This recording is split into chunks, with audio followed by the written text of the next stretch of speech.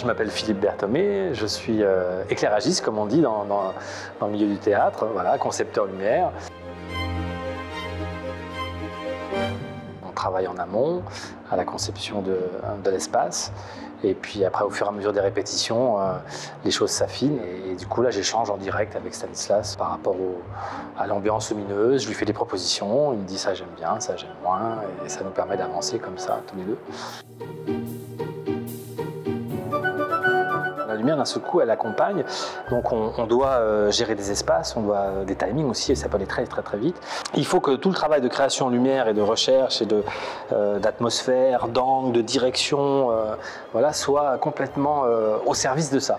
Donc on ne pourrait pas travailler des angles qui iraient contre le rythme de Fesneau. Dans la partie 2, comme on a séparé l'espace en 3, donc je sépare moi aussi l'espace en 3 en lumière, mais c'est pas toujours facile d'éclairer un acteur dans toute une zone sans, entre guillemets, baver sur l'autre zone. Donc tout le travail, là, il est d'essayer de faire en sorte qu'on arrive à bien éclairer les zones et qu'ils puissent quand même profiter bien de leur espace.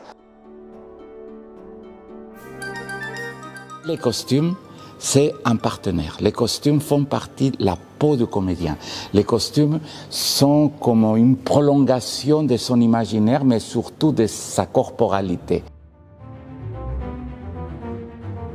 Alors, la principale source d'inspiration, c'est surtout le travail dramaturgique de Stanislas Nordet.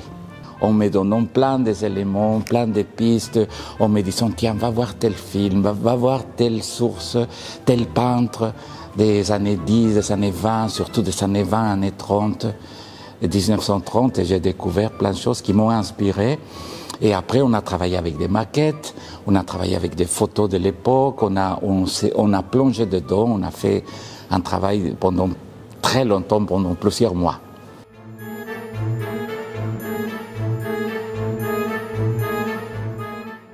Je suis Monica Pinto, je suis la responsable du service costume et habillage à la MC2.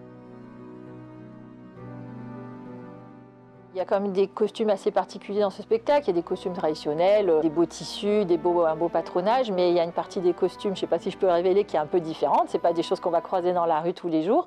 Nous, en ce qui me concerne, pour l'atelier costume, pour la première fois on faisait ça, c'était des réalisations de perruques, on va dire, ou de coiffes faites à base de plumes.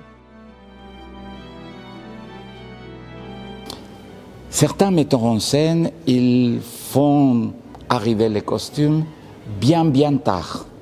Mais Stanislas Nordet, il aime bien que les comédiens ou les chanteurs d'opéra, quand on travaille pour l'opéra, s'approprient bien avant des costumes.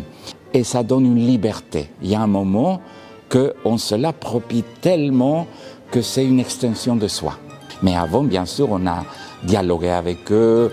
Est-ce qu'il y a certaines préférences? Est-ce qu'il y a des choses qu'ils se disent par là? Je préfère plutôt être resserré là, enlève ici un peu, 1,5 centimètre. Il y a un dialogue parce que ça leur appartient. Je suis fier du résultat parce qu'on a travaillé intensément et avec l'atelier de Liège et avec l'atelier ici à Grenoble. Et je suis fier de la totalité, de la tête aux pieds. Et les chapeaux, et les chaussures, tout.